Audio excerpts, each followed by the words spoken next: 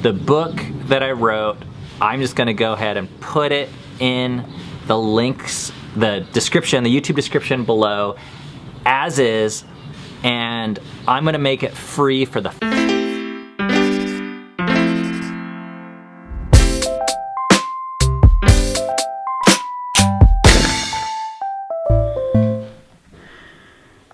Today we are working out in the morning, and Dove is our teacher. We're doing a full body workout, specifically addressing the abs and the butt.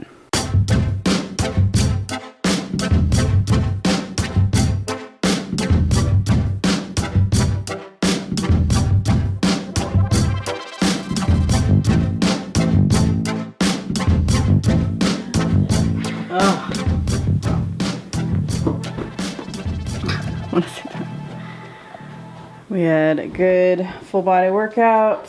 That was the most intense workout for me so far. He didn't join us, so there was 3 of us this morning, and Ben and Seven were doing their own workout in the basement. Good morning, Nubbies. hash browns are cooking. Well, the girls were upstairs doing whatever they did. I don't know what they were doing. Seven and I were working on abs downstairs in the home gym, which is really cool because this marks the 5th day in a row that we've worked out. We did it every single day this week since we started, which those of you that watch our regular vlogs know that we work out 3 mornings a week already. So in some ways it wasn't a huge shift, like this was a gradual shift for us, but it was still a shift. And I'm just glad that we showed up every day. Like that was the win, that was the success. And my hash browns are getting better. Look, see it's 8:10 and they're almost done.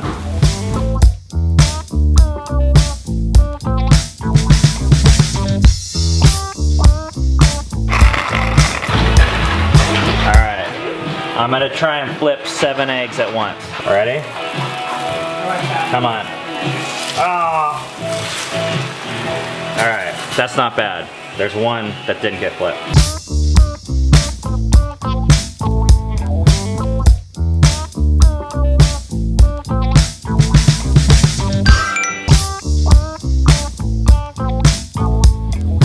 I have no idea why there are leftover hash browns and an egg. It's Friday, which feels exciting. This is the last day of our schedule here for this week. We've stuck to it the entire week. So if you're new to this little series we're doing about this week, I would encourage you to start, where'd my coffee go? Over here. I would encourage you to start at the beginning because we talk about how we started the schedule and why.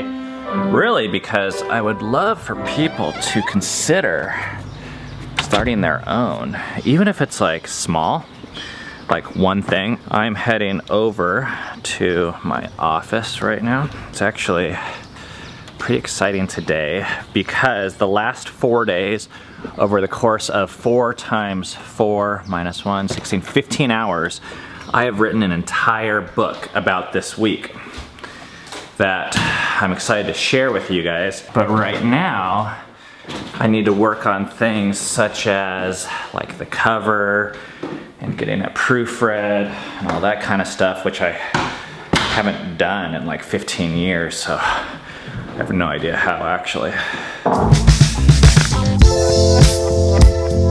There it is. All right, we got a long ways to go from this Google Doc though to a format that's actually gonna be able to reach people.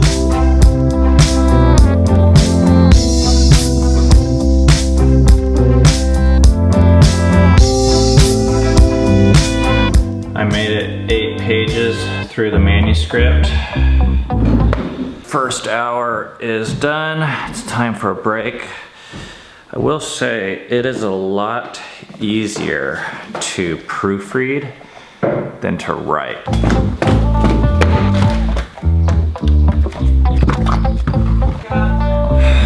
Oh my gosh. It has been a week and we are going on a run now, which we don't normally do on Fridays. But actually I'm looking forward to it because I'm kind of like all tense and stuff. So we're just gonna do a shorter run and catch up and talk.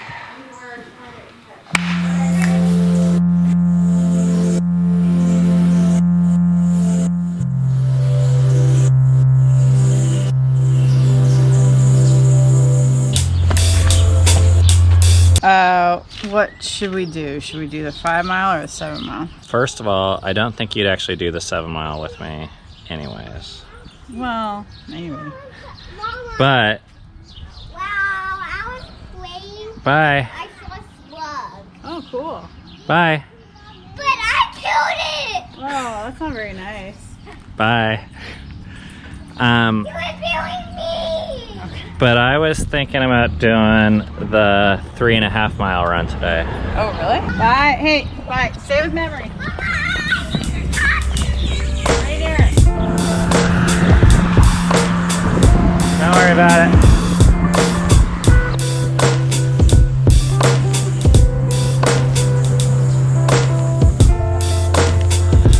Five and a half mile run. 3.5 mile run.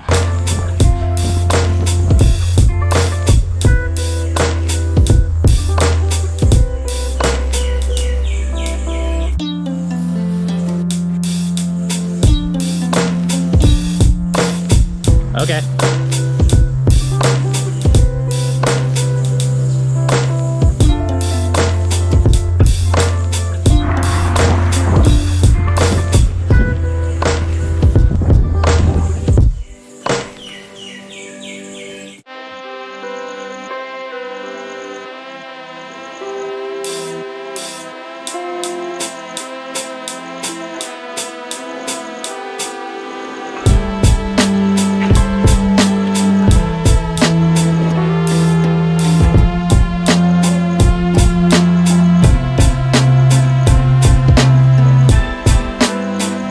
This morning, I was trying to figure out, okay, what should I do? I ended up doing a little bit of laundry, and then I decided to do 20 minutes of meditation.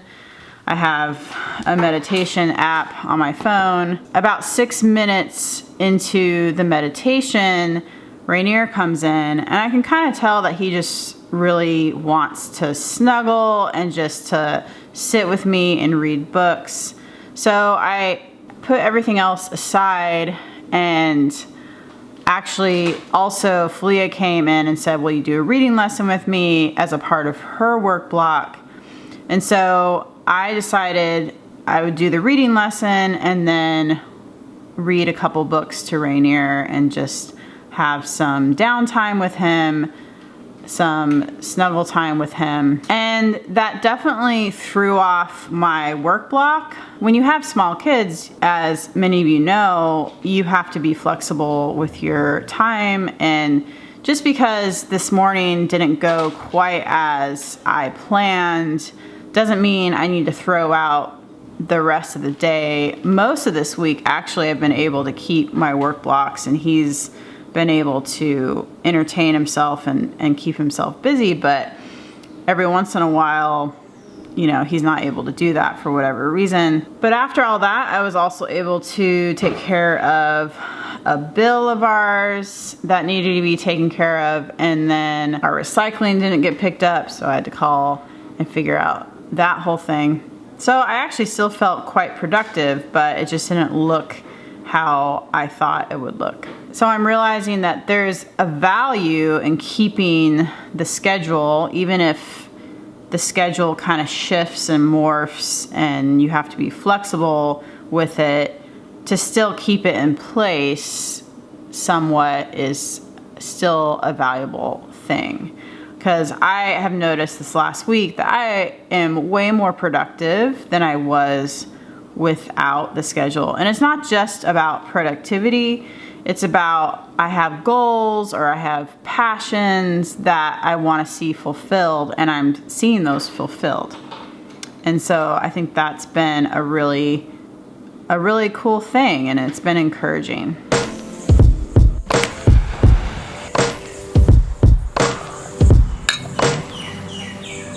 This is actually a beer, even though it might look like a glass of fresh squeezed orange juice.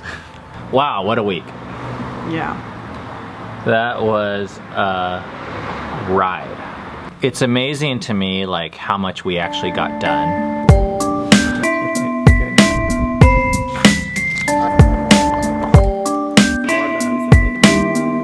I just finished the book. I watched the kids like come alive and do stuff, from cleaning rooms to baking and cooking and starting books and learning how to use their cameras and watching YouTube educational videos and doing schoolwork and helping neighbors and making money and mowing the grass. Mm-hmm. You did some stuff. I made headway on the merch store. It's getting there. And I wrote a song. I spent a lot more time doing music. I posted several things on Instagram of me playing music. Yeah. Plus our family, we exercised a lot more this week. We ate a lot healthier. I'm looking at how this week could have been, how this week was last week, with just like so much is happening in the news and in this world, and it's this cause of tension and stress. And even if the information's true, that doesn't make it helpful for your life. I just found that we were in these cycles, these panic cycles, where you're just like checking the same information again and again and again, and you're not any different as a person or as a family unit afterwards. That's how I knew that we needed something to break free. This week, in addition to getting a bunch of cool stuff done, it broke us free from these like rhythms that weren't really doing much for us. Mm-hmm. And I think it provided all sorts of like kind of mental freedom of just breaking free and gaining confidence. I mean, if nothing else, I know I can write a book in 5 days now. Yeah, that's pretty cool. And I've seen the kids gain all sorts of confidence. Mm-hmm. So I would say this is a huge success. Yeah, and I feel like I had some breakthroughs with my merch store, but more breakthroughs in my mindset. Eden's home all day, Dove's home all day. In normal life, they're not. People have a lot more scheduling things, and they're gone and stuff. And so in some ways, having 8 people at home, having all of our family there has been really, really cool.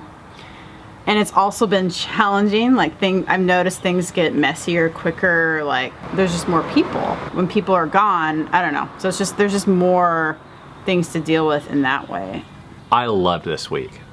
I could do this week or some variation of it. I mean, it was a little intense. I don't know time will tell if... We can always tweak it. Yeah, if it's too much, because I think it was difficult, but I can't tell if it's just because it was new or whether it's actually too much.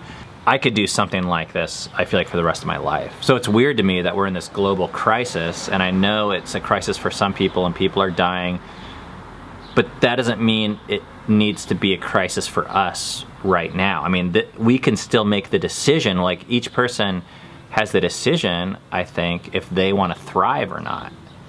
Like in a way, when we're just watching the news, we're giving our power away to those sources and saying, here, even though I'm in perfectly good health, my week's gonna be shot.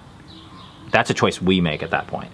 Yeah, and I've done both. Like I've gotten sucked into the mayhem, even if it's basically it's the same information, and you can get it every hour. Like there's something new. It's that you can find out. I probably could check the news twice a week or once a week, and that would be like enough to like know what's going on. So that very simply was the purpose this week. It came from this natural tendency to gravitate towards reaction and to panic and to news cycles, and I don't know of a better way to stop it than actually to replace it with something better. And I found our family and myself coming alive this week to a point where we just didn't have time for the old stuff. And that is so much better and more effective than be like, no, don't do that, which I feel like it's impossible to stop. So anyways, this brings us to today, which is Friday. And that historically is the night that our family celebrates